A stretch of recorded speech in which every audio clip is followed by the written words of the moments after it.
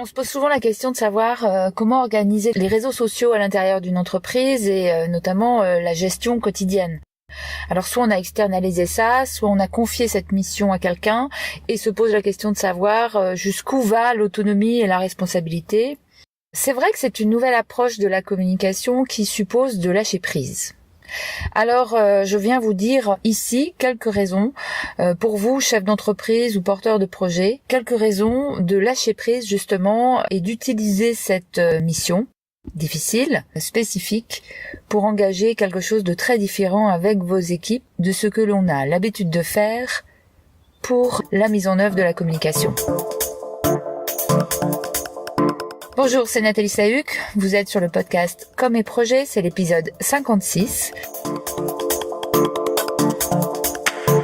Comme et Projet, c'est le podcast qui veut vous aider à bien communiquer sur les projets qui vous tiennent à cœur. Nous allons parler aujourd'hui de lâcher prise. La première chose que je veux vous dire, c'est que quand vous êtes dirigeant d'une entreprise et que vous avez des équipes qui travaillent sur le terrain, en direction de vos clients, en direction de fournisseurs, je ne pense pas que tous les jours vous interrogez sur la manière dont parle votre acheteur auprès des fournisseurs. Je ne suis pas sûre que vous soyez inquiet de la manière dont les gens se comportent auprès de vos clients lorsqu'ils sont en intervention sur le terrain. Et je ne pense pas que la grande source d'inquiétude que vous avez soit la manière dont votre commercial va s'organiser sur un salon en prospection. Pourquoi ? Parce que ça fait partie de leur mission tout simplement, qu'ils sont responsables, qu'il y a une mission qui a été définie et vous avez confiance dans leur capacité à se comporter de bonne manière en cohérence avec leur déontologie tout simplement.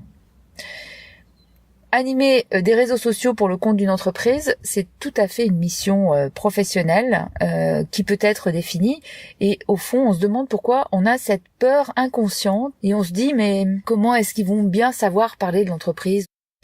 C'est curieux, dans le reste des situations on ne se pose pas la question et pour les réseaux sociaux on se la pose, on se crée des doutes.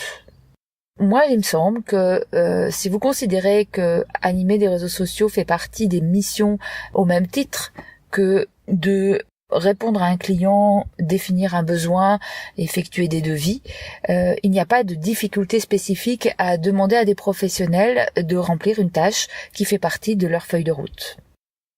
La deuxième raison pour laquelle il faut confier à vos équipes la gestion de vos réseaux sociaux, c'est parce que vous n'êtes pas à l'abri de très bons impacts. Parce que si vous laissez cet espace de liberté et de responsabilité nouvelle à vos équipes, forcément vous allez avoir de nouvelles idées, de nouvelles initiatives, une motivation peut-être plus forte de certains d'entre eux, et donc ce sera complètement gagnant pour la dynamique en interne et pour la dynamique autour de la façon de porter et de communiquer autour de votre entreprise. Vous savez, en matière de communication comme dans tout autre domaine, on n'a pas la vérité seule et les réseaux sociaux sont peut-être une opportunité de vous appuyer sur les ressources en interne que vous n'imaginez même pas. Vous avez forcément un certain nombre de vos salariés qui sont fans de certains réseaux sociaux, qui sont très à l'aise et qui pourront vous apporter beaucoup. Troisième point, à partir du moment où ce sont vos équipes qui animent les réseaux sociaux, ils deviennent mécaniquement les ambassadeurs de votre entreprise. Donc, c'est double effet qui se coule pour le projet et pour eux. Être ambassadeur de son entreprise, c'est s'approprier les raisons pour lesquelles on croit en un projet, c'est être en liberté pour les diffuser selon sa sensibilité ou le contexte. Et pour les personnes qui reçoivent ces messages, c'est clairement avoir des raisons supplémentaires de croire dans les messages qui sont diffusés. Car si un salarié dit des choses positives sur une entreprise, vous pensez bien que en matière de crédibilité, c'est beaucoup plus fort. Et puis quatrième point, parce que bien sûr il va falloir définir une façon de fonctionner, qui fait quoi, comment, c'est une très belle occasion de créer un travail participatif pour définir les règles qui vont organiser ce travail de présence sur les réseaux sociaux. Donc ça peut être l'alibi parfait pour une séance de team building. Ça pourrait donner des résultats qui pourraient tout à fait vous étonner, très forts en matière de dynamique interne, encore une fois de motivation, mais aussi en termes de résultats. Parce que dès que vous êtes dans une logique d'intelligence collective, vous savez très bien que les résultats sont encore meilleurs que si chacun est dans son coin. L'association des énergies, des envies, des intuitions, des cultures donne toujours plus. Et c'est un peu ça que vous allez mettre au service de votre présence sur les réseaux sociaux. Donc voilà, quelques raisons pour lesquelles votre présence sur les réseaux sociaux peut être co-construite et peut être appliquée et mouvante dans le temps naturellement, avec celles et ceux qui, dans vos équipes, sont volontaires ou ont des missions en relation avec l'extérieur qui les amènent à avoir un point de vue très intéressant. Par exemple, avoir des commerciaux, des personnes en charge du service après-vente, des gens de terrain qui interviennent et qui effectuent le service, avoir des personnes en charge de la qualité. Enfin voilà, ce sont autant de sensibilités qui vont vous permettre à la fois d'avoir des plans de contenu intéressants et qui vont vous permettre à la fois d'avoir des points de vue complémentaires et cohérents, tout autant que vous ayez réfléchi et défini les règles à vente. J'en viens à la condition de succès. Et la condition de succès, ce sera de définir effectivement des règles de fonctionnement. Reprenons l'exemple du commercial qui se trouve sur un stand dans un salon professionnel. Instinctivement, parce qu'il connaît son métier, parce qu'il l'a déjà exercé, il connaît les limites et les règles à observer. Il y a les limites et les règles de bonne courtoisie, naturellement, en direction des personnes que l'on accueille sur le stand, mais il y a aussi des règles qui ont été instaurées en interne par votre entreprise. Par exemple, impossible de laisser le stand sans personne. Par exemple, impossible de quitter le stand le soir sans avoir vérifié que les locaux techniques étaient fermés.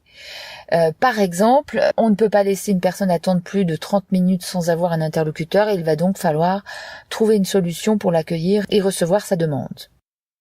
Eh bien, toutes ces règles qui existent sur un salon professionnel, il va falloir donc les trouver pour la gestion et l'animation des comptes de l'entreprise sur les différents réseaux sociaux. Ces règles vont être co-construites, c'est ce que je vous disais quand j'évoquais le travail participatif de préparation. Elles seront dépendantes de votre secteur d'activité, de la stratégie de com que vous aurez mise en place, et elles participent à faire évoluer cette stratégie de communication naturellement. Parce qu'on est dans un système de vie, d'évolution, de dynamique, de groupe, et on sert à la fois la dynamique du groupe, la dynamique de communication interne et la dynamique de communication externe. C'est bien là toute la vertu de cette gestion des réseaux sociaux en interne. Bien sûr, ça prend du temps et donc il va falloir en tenir compte dans les feuilles de route des personnes mobilisées. Je suis à peu près persuadée que vous en recevrez beaucoup de bénéfices.